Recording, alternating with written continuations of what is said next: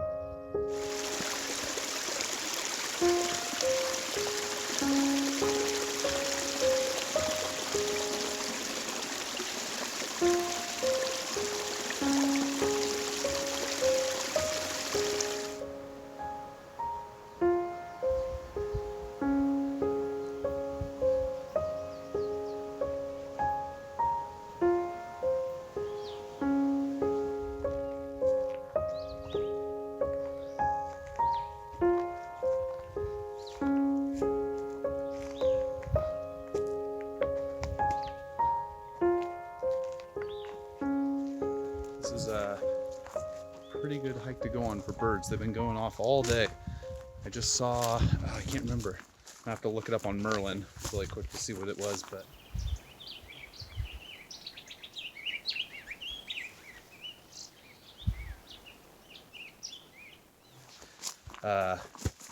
they're orange and black. Oh. Pileated woodpecker call. He's just over here in a tree, I think.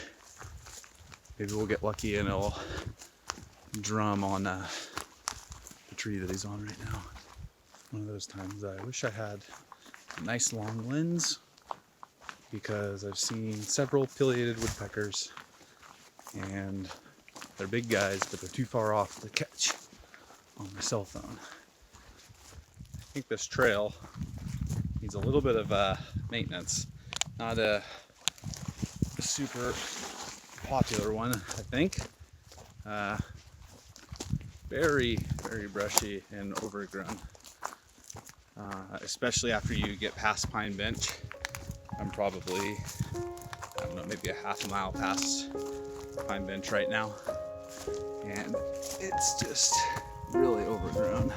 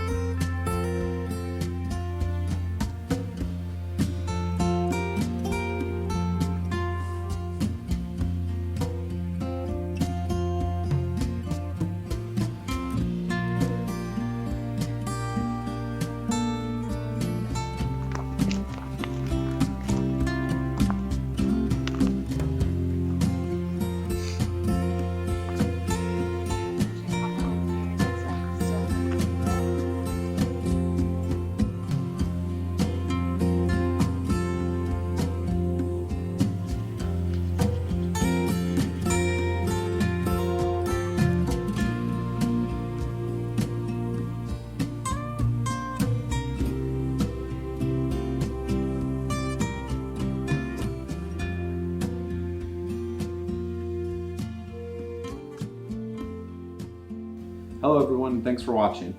If you're here just for the pretty pictures and the relaxing video, you are now excused. For everyone else that's going to stay on, I just want to talk about some more details about the hike and give a little bit of history of the area. So this hike is located in the Boulder Creek Wilderness, which is part of the Umpqua National Forest. It's not too far from Crater Lake National Park. From Roseburg, which is just off of I-5, it's about a 1-hour drive to the trailhead. Just a short section on dirt roads, so it's really easy to get to. So the hike along the Bradley Trail up to Pine Bench is a fairly easy one. It's 2.5 miles or so to the camping area and maybe 800 or so feet elevation gain. As you saw in the video, there's some poison oak along this trail. It's mainly along the first half of the trail or so. There are areas where it's pretty close and even kind of arching over onto the trail a little bit, so make sure you keep your eyes aware of it. Ideally, you're going to be wearing a long sleeve shirt and some pants. Really would not recommend hiking this with shorts. Something that you didn't see in the video is that this trail has a ton of ticks on it. Actually, in the beginning of the hike, after you go in about 100 yards, there's the signboard where they have information about the hike in the wilderness area, and somebody had done a cartoon of a tick and warning tons of ticks. On our way in, we hiked in, set up camp, walked around and did all that stuff and did a tick check. Didn't find any on us. The next day we were hiking out, and about halfway into the hike, I felt a little bit of pinching around my hip belt from my pack. If you're squeamish, this is probably where you're gonna wanna turn away. Once I got back to the car, took off my backpack, took off my shirt because it was pretty warm out, just trying to cool down. I look down and I see 3 ticks right on where my hip belt was. Luckily, they had just hitched a ride in the last hour or two, so they weren't buried in there too deeply. Tram was able to use tweezers from the first aid kit to pluck them out. So I continued to take all the rest of my clothes off and strip down, checking all my clothes, making sure there's none in there. And I found about 7 to 10 more ticks. Lots of ticks on this hike. Please make sure you do a tick check. Ideally, you take a photo or take the tick with you so you can identify it, which I didn't do stupidly. However, because of the short amount of time they were on me, the exposure for Lyme disease is probably pretty low. I haven't really had any symptoms since, and that was about a month ago, so it should be safe. Go back to the hike. Once you get up to the bench, as you get towards the end of the bench, you'll see a spur trail which goes over to a spring, and there's a couple areas where you can set up camp, which it's a pretty nice spot. Unfortunately, it was taken when we were there. And then back on the main trail, there's another nice campsite which was also taken. So we kind of hiked back on the bench just a little bit more and went about 100 yards or so off the trail, pretty wide open and grassy, and set up our camp. We did have a fire, but we leave no trace skylines on that, and just dug a shallow pit, didn't put any rocks around, had the fire, reburied everything. Pretty nice flat area to camp up there. Past the bench, you enter kind of a more recent burn area. It gets really overgrown because there's not trees really to snuff out all the low-growing plants, so it gets very overgrown on the trail. Not a super pleasant hike, I would say. Going all the way out to Boulder Creek where there's a ford, there's a very small campsite there, enough room for one small tent and not much else along the way. Although with all the snags, there are a lot of woodpecker sapsuckers around. So I saw quite a few pileated woodpeckers, some red-breasted sapsuckers, I believe. I also saw some black-headed grosbeaks, which have a really pretty call, and then also some interesting whooping noise. Hear this.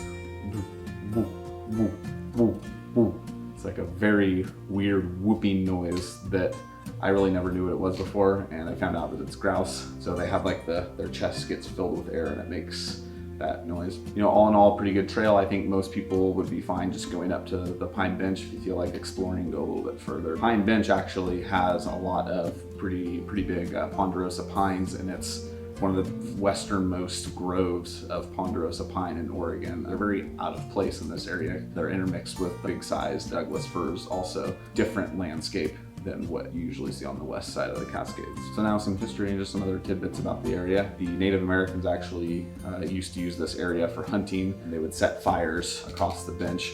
Moving a little bit further along the Bradley Trail, its name actually comes from Bill Bradley. He was a pioneer back in the late 1800s, early 1900s that lived around this area. He had a trail that went from where he lived, which is a few miles west of here, and went up through the Cascades to the east side of the Cascades, where he would do trade with Native Americans. One week he went over this trail, presumably. Did some trading with Native Americans, trading them furs and other goods in exchange for some horses. These horses were wild horses. He brought these horses back to his homestead where he would break them. And so he was breaking one of these horses in and got hurt by it and was laying on the ground. So John Wright, who lived nearby, was coming through the area and saw the shirt of Bill Bradley kind of off in the distance as he's laying on the ground. He went over to investigate and found that he was in pretty bad shape. Now, he couldn't move Bill on his own, so he went back to grab his brother, Perry. Two brothers came over and put Bill in his cabin in his bed, and one of the brothers rode off to try to go get a doctor. Unfortunately, there was a lot of rain, so it took longer than usual, and by the time the doctor came back, Bill had already passed. That's where the name Bradley Trail comes from. So then moving a little bit further along towards present day, the Boulder Creek Wilderness was established. 12 years later, in 1996, there was a pretty large fire that came through the area, the Spring Fire, which burned around 16,000 acres. And then in 2008, there was the Rattle Fire, which burned around 20,000 acres. And then again in 2017, another fire moved through the area. Fire is a pretty common part of the landscape and the ecosystem here. And you'll notice the scars from it as you hike along the trail. So that's all that I have for today. I want to thank you a bunch for watching my video. Please shoot me a comment if you have any questions, and I'll do my best to answer you and help you get on this hike. So just remember, leave no trace and pack out more than you brought in.